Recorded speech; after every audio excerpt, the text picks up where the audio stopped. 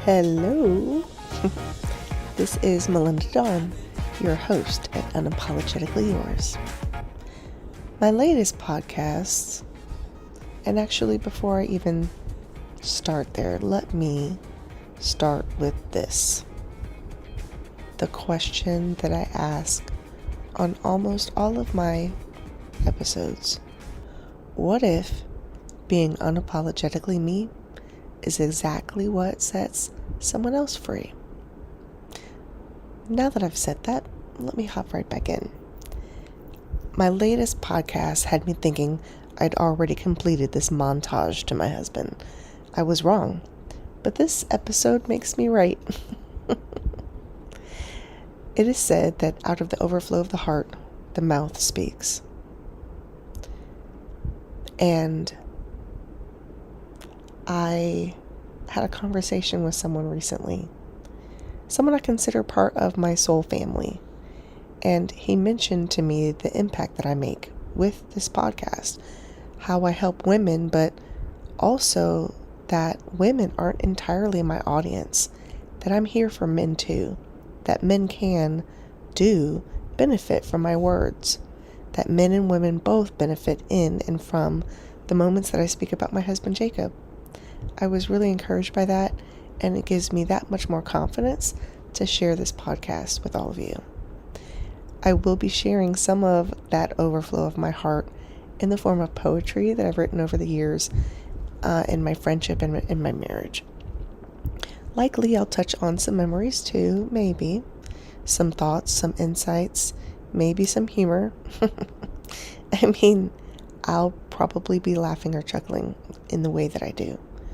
But to whoever hears this, I hope it's an encouragement, an inspiration, and received as a testimony of what's truly possible. Jacob. As I was preparing for this episode, I began to go through photos and poems written over the years for birthdays and anniversaries and just becauses. One picture I came across was on our wedding day. It's us, standing before our cake, my left hand in your left hand. I'm leaning back and up, looking into your eyes adoringly. It's one of my favorite pictures. You are standing there firmly, securely, with your other hand holding me at my waist. What a happy day. One of my posts was a picture I saved, and because of you, I got to share it. So it was one of those memes, and it said, someday, someone is going to look at you like you're the best thing in the world. And that's how you do look at me.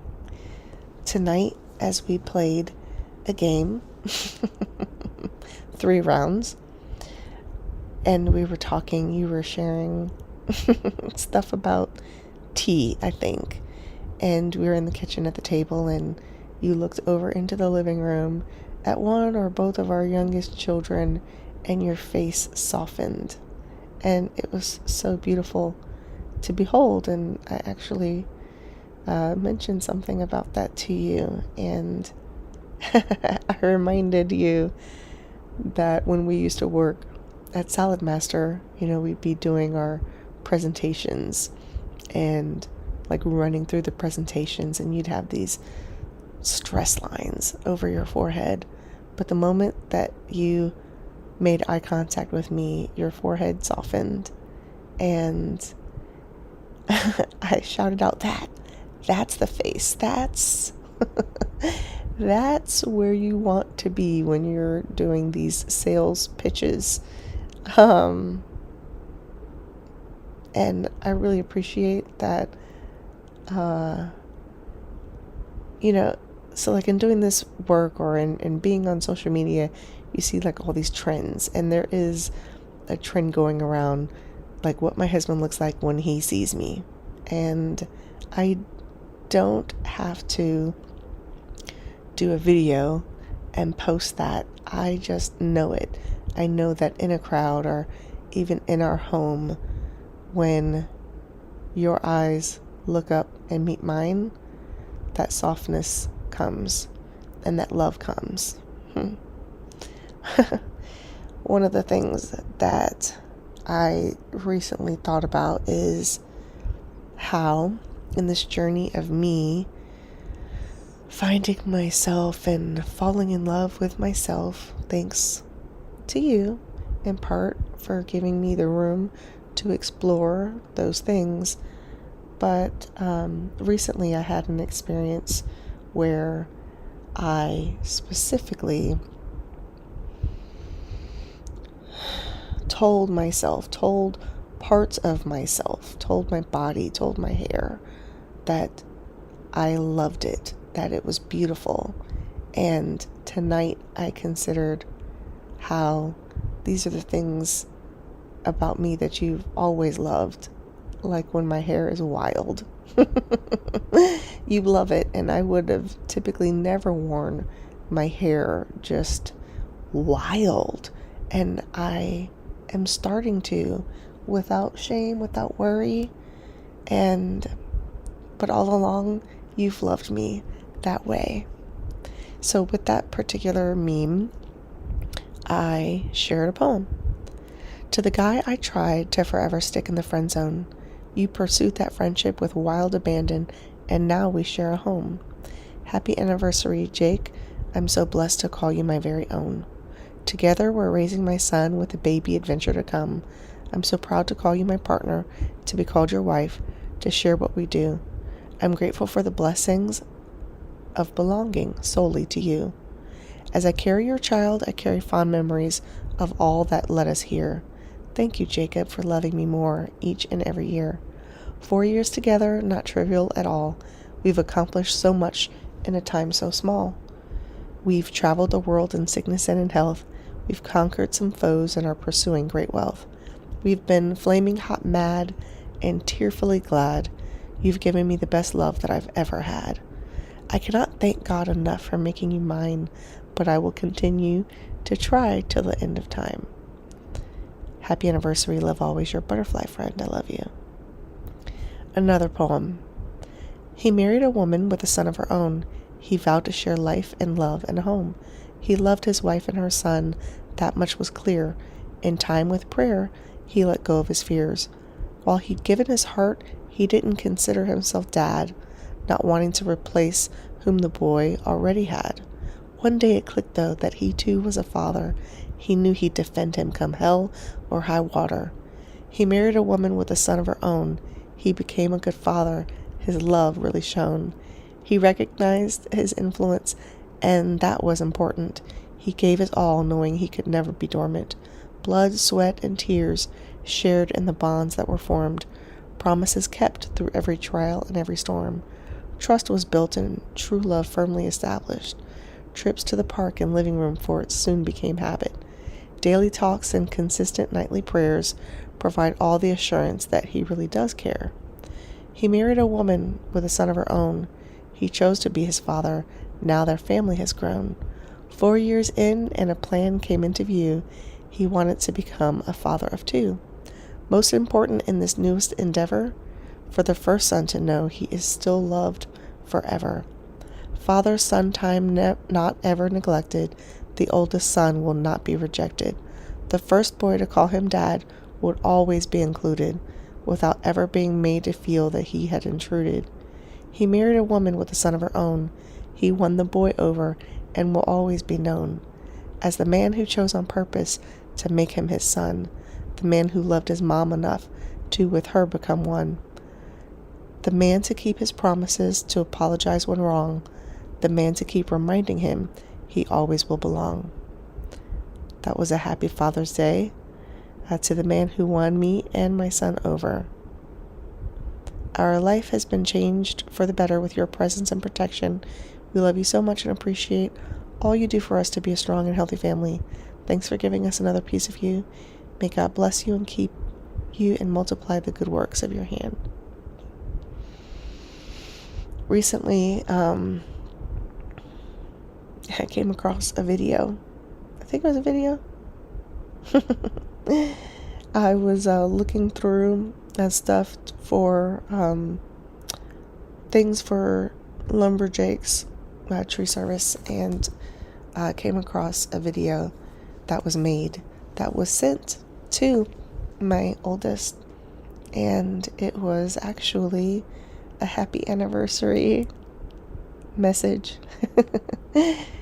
And on our last anniversary, November 2nd of this year, Jacob, you sent a video to JD saying happy anniversary, because not only was it the anniversary of our marriage, it was the anniversary of the day that you became his dad. And I just smiled and my heart burst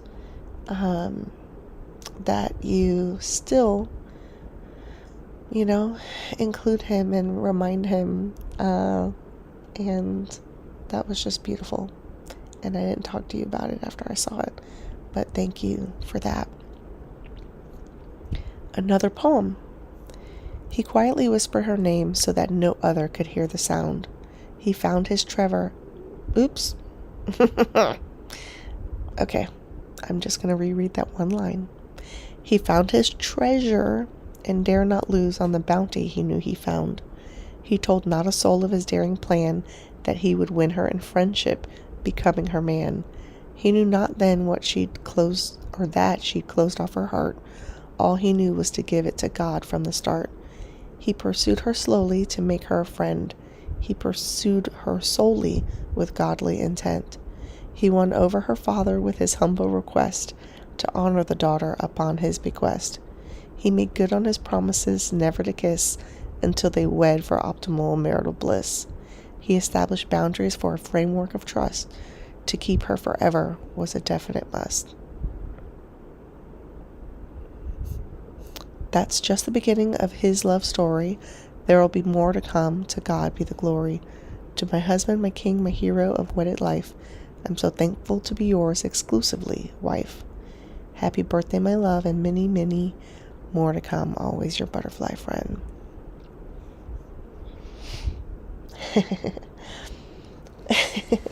Today, my dad called me back. He'd called me earlier. We are going to be celebrating Thanksgiving tomorrow, and he asked if he should bring like a gift card. And, is there going to be a gift exchange? And then he called me to say, what was I thinking? I was thinking about Christmas. You must think I'm crazy, which of course I didn't.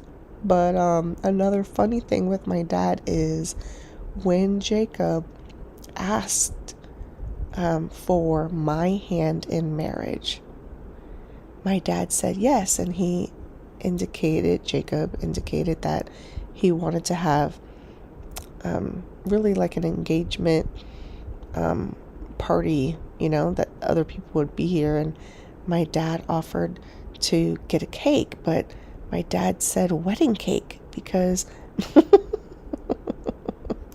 my dad thought that when he proposed to me that we would just get married right there in the living room. And I don't think Jacob said anything about it in the moment, but it just kept playing over and over in his head. And so he called my dad, and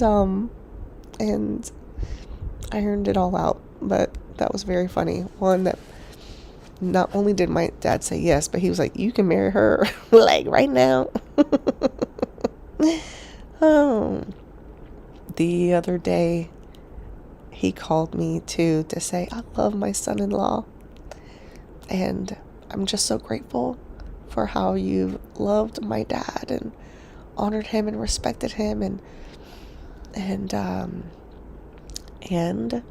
had maybe some hard conversations too with him, and you have humbled yourself so much as his son-in-law, and you have trimmed trees over there, and every time we go over there and we make a mess, or we are eating, you do all of the dishes, and it's like just mandatory for you. And I know that that's meaningful for my dad.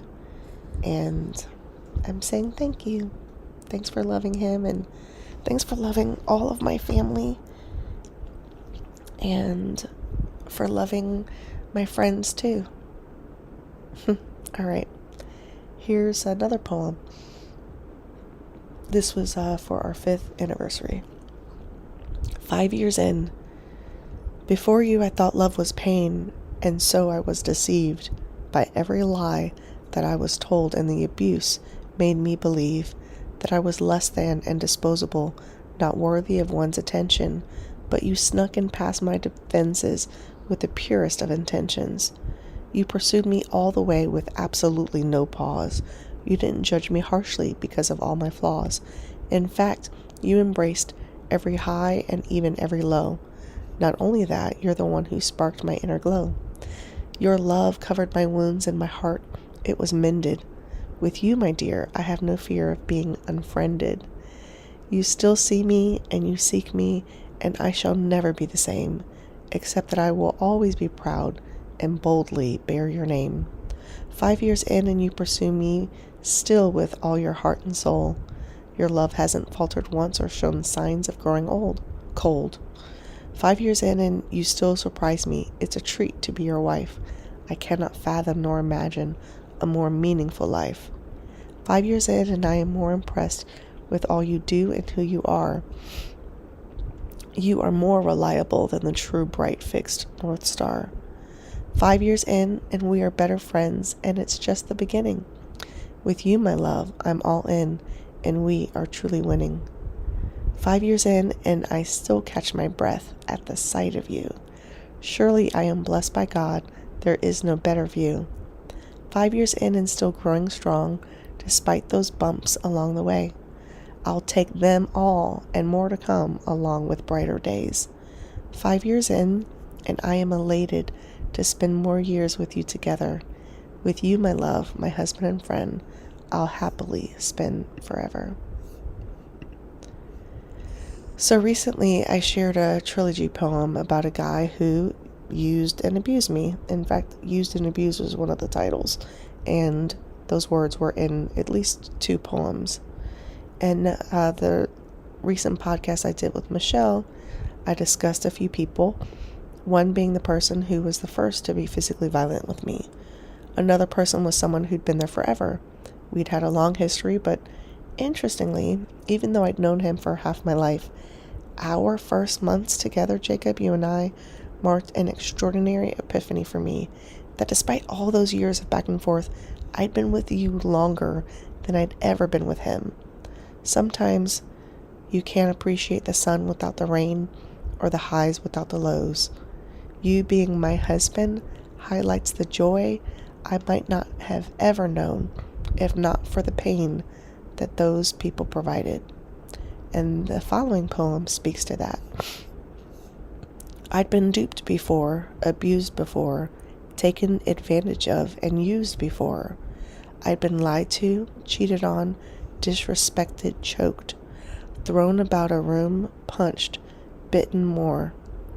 I'd been selected as a placeholder, side chick, and noob, something to be discarded, mistreated, left confused. I'd been built up just to be torn down, and somehow thankful for the kindness. I thought I was learning humility. Oh, what magnificent blindness. But you came along, sweet friend of mine, unaware of my defenses. You saw me as I was meant to be seen, with the eyes of God through God's lenses. You made your way towards me to strike up conversation. When it went awry, there was no hesitation. You held your ground to pursue me in patience. Friendship was your goal for the firmest foundation. When you knew I was the one, there was nothing that would stop you, not even me, who self-preservedly had blocked you. I wasn't open to love, but you didn't know. You saw me for the butterfly through my cocoon of woe. You saw my wings, admired me. You watched me flit and flutter. You befriended me, and unbeknownst to me, melted my heart like butter. Just at the right time, as I healed from my past, the scales on my eyes were shaken at last. I finally saw you, saw what you'd become, and instantly I knew that you were my one. I knew you were my friend, the finest champion. I knew you were a man, most handsome and most grand. I knew I'd tell you everything to ensure there was no doubt. I told you secret things and hidden things, and still you stayed about.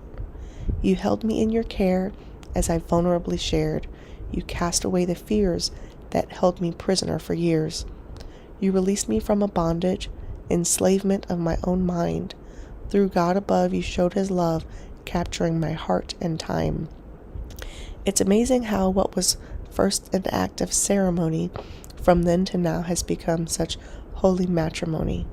It's amazing how my love for you has grown. Thank you for gently softening what once was a heart of stone. Another poem was written for your 40th birthday. And I guess this is 5 years ago. And the very end of it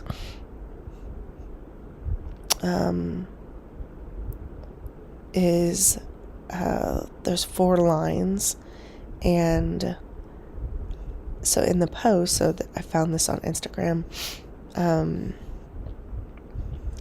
the last 4 lines I highlighted as a picture, and so I think I might reread those 4 lines, maybe not. It's called Wondrous. One look at him and I was smitten without knowing it was written in God's book of love eternal. Jake would jump through all the hurdles to ensure I was his alone and he was mine to have and hold, to love and respect each other forever, to be a family stronger together.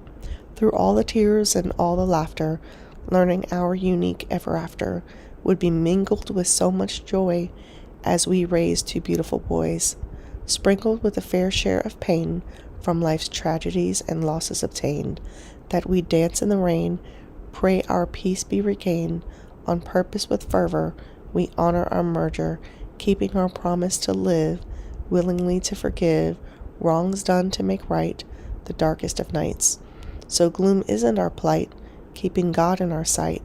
We are shaped in his image, bound by celestial attention, upholding our pledge, made the day that we wed, and each night in our bed, no matter what was said or was left unspoken, our vows wouldn't be broken, but uplifted as they are in heaven, confident that every enemy's weapon, formed with evil intentions, would be met by God's intervention.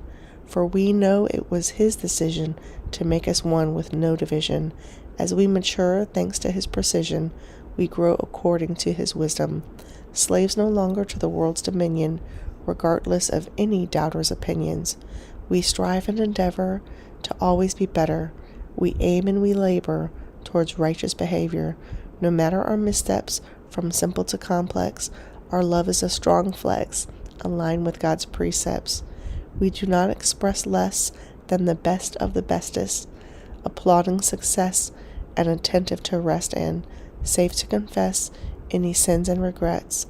Finding comfort in oneness, his heart is my compass, the purest among us. His love is so wondrous. I am going to repeat those last 4 lines. Finding comfort in oneness, his heart is my compass, the purest among us. His love is so wondrous.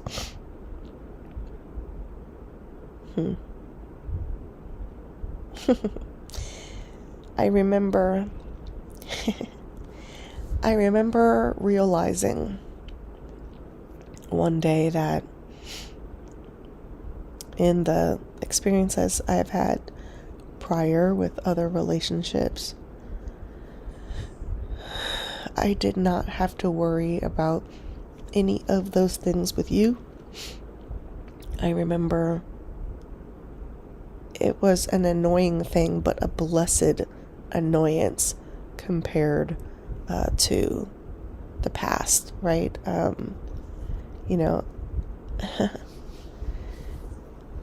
I realized that your alarm and you sleeping through or snoozing your alarm was like the greatest thing that I'd have to overcome or endure with you. I didn't have to worry about you going on a business trip and for that to be code the way that it was for people in the past. I was told by someone, your husband, he goes to work and he comes home. And then he goes to work and he comes home. And it's true. You chose me and you keep choosing me and our family, and I'm very grateful. I'm very grateful that I have security in my marriage because of you, and because you consistently prove yourself. And sure, we've had stuff, we've had issues, we've had not fun times, we've had insecurity, grow because of maybe unspoken things or misinterpreted things. But what I really appreciate is just how much you've grown. I always give you credit and say that you've grown exponentially, and I love that you pursue your own growth. It's like a personality trait. And in the past, in the beginning of our marriage, I recall sometimes there'd be a couple days, babe, where you didn't speak to me and I was following your lead, and you don't do that. And you have shrunk that time drastically, exponentially. And I remember it's quite a while ago, one of the last, type of things, you planted yourself there. You were not leaving, and it didn't matter what I said or what I did, or you proved that you were going to just be there in that moment and endure whatever negative feelings that might have been stirred up. And in that, I found so much comfort and peace, and it chipped away whatever had built up, and whatever might have hardened. And so thank you so much for breaking down my walls through your consistent love and ways that you show up as a better husband and a better father. I marveled in the conversation that you had with Kalel the other morning when he shared that he was afraid to tell you something, but you were there, again, consistent, of being a safe place and telling him that he could tell you anything and that you weren't mad at him. And it was so beautiful, and he will just for sure have a secure attachment to you, and I love you. So 7 years, this is a poem dedicated to that. Some say 7 is the number of perfection. Reflection makes me ponder a correction. Magnificent hits differently, significantly, specifically in that perfect would be eternity. Eternity to spend with my friend. Eternity to kiss him without end. Eternity to laugh, love, and play. Eternity in his arms to stay. 7 years of marriage came with trials and joys aplenty. Mountain highs and valley lows, from overflowing to love bank empty. We've grown exponentially in these years together. Expanding our understanding is forever demanding, and planning for interference we experience, both from within and from without, leaves no doubt that the Lord is on our side, in step with every stride. Bridegroom and his wife are loving this life. Strife may at times be present, not so pleasant, but the investment in our well-being has meant believing when not seeing. We are believers by faith, not sight, knowing our future is bright, just as our present circumstance is not by mere chance or happenstance, but by every act of love shown to one another. We declare our choice is each other. We know our love is heaven sent, our 7 years magnificent. We look forward to all that God intends. Blessed beyond measure is our precedent. I am checking my battery life. I've got 3%. And I am not done yet, but I think I can get through. I hope before it closes out. There is a poem that I came across that it was written, and I don't have it with me, but it's a poem that I recorded my voice with, and I walked down the aisle to 1,000 years, and this voiceover laid on top of it. So I don't have it with me, so I'm gonna have to save that one. All right. So that was 7 years. Here's an 8-year anniversary. Happy anniversary to the man I love. 8 years and counting. Thanks to God above. There's plenty more to go and plenty more to share. My gratitude abounding as I'm covered by your care. I know that we were brought together for a plan and purpose. To be loved by you and seen by you makes all the hard times worth it. To have 2 boys and a girl was my childhood dream. Now to us, a daughter born, our household is complete. I revel in the growth we've seen, the memories compiling. Delighting in the time to come is equally exciting. Day by day I lift you up in prayer, in thought and merit. You're worthy of my time and love, to all I do declare it. Forevermore you alone hold claim to my affection. My fealty is yours, beyond space and time, a permanent connection. Also to you I vow my unwavering attention. I am yours and you are mine, in this life in every dimension. Happy anniversary to you, my love, my partner, my spouse, my king. Happy anniversary to us, my dear, in the increase our future will bring. So in closing, sort of, it's a long closing. I recognize this montage, as I called it, may feel like a too good to be true highlight reel. And while it is very real, it also comes with it, between the lines, some hard spots, and I touched on that. There have been times I was unsure we would make it. I don't believe you've ever had those same doubts, though. You were the man who got married on purpose, to stay forever married on purpose. I, with that same intention, did come with a lot more relationship baggage. There'd been so much hurt by the hands of men and so much insecurity that your love had to iron out for me. I used to say when it came to the institution of marriage, don't do me any favors. I articulated that to you so often, it stings. I didn't want you to stay married to me out of the obligation, out of it's the right thing to do. I only wanted you to be married to me because you loved me deeply. However, there was a shift that happened in me, and I tried to find those words that I wrote, but it must have been in a handwritten note. And my new mantra became, please do me the favor. Do me the favor of continuing to pick me. Do me the favor of sticking around. Do me the favor of loving me on purpose, even through difficult times. Do me the favor of choosing me, even when you're upset, angry, and hurt. Do me the favor of being my husband forever and ever, till death do us part.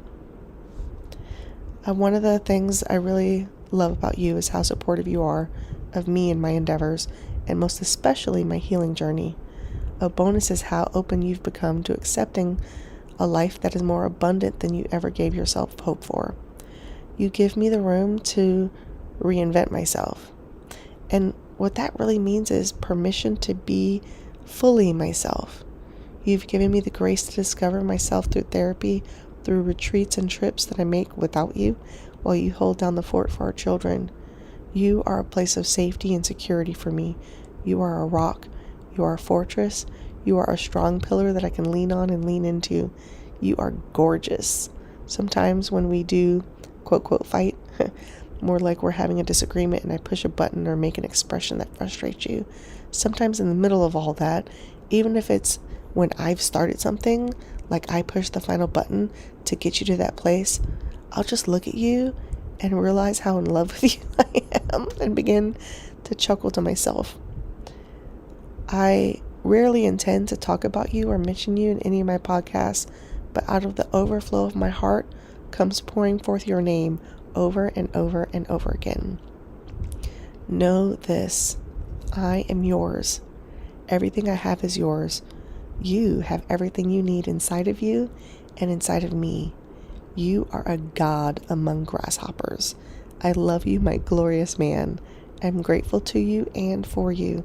I'm grateful to all my ancestors and guides and angels for you. I'm grateful to my mom for you. I'm grateful to God for you. I need you. I want only you. You are mine and I am yours. You have my affection. You have my adoration. You have my favor.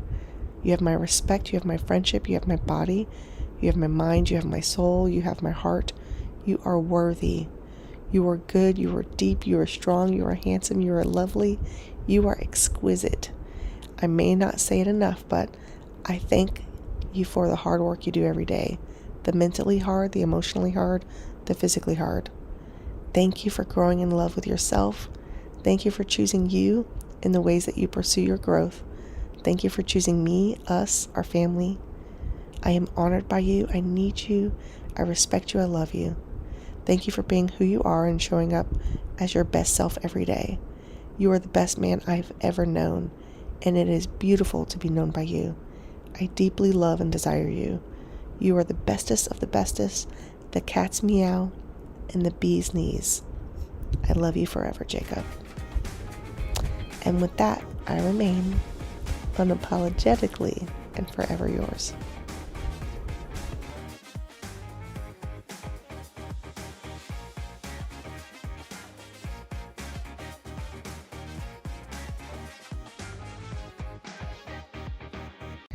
Guess what, y'all? It is later in the morning. You might be able to hear my kids in the background.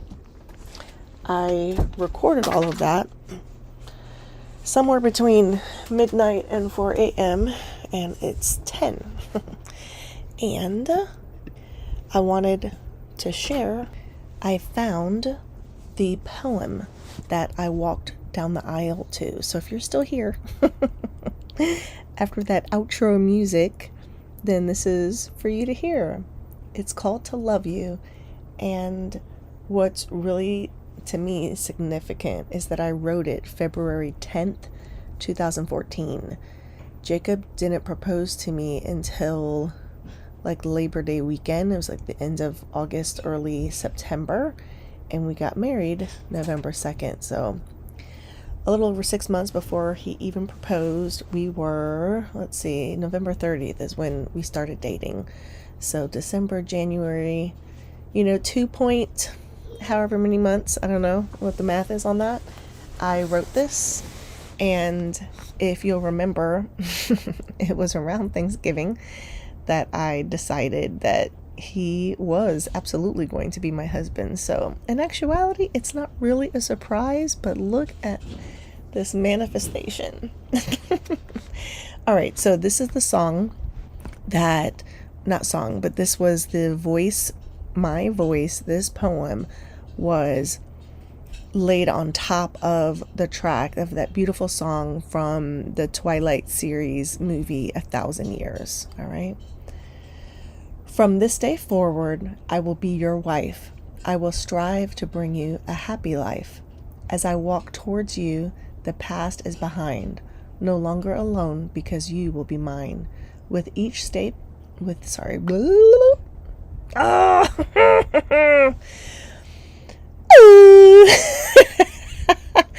Okay, I'm going to start over. From this day forward, I will be your wife. I will strive to bring you a happy life. As I walk towards you, the past is behind, no longer alone because you will be mine.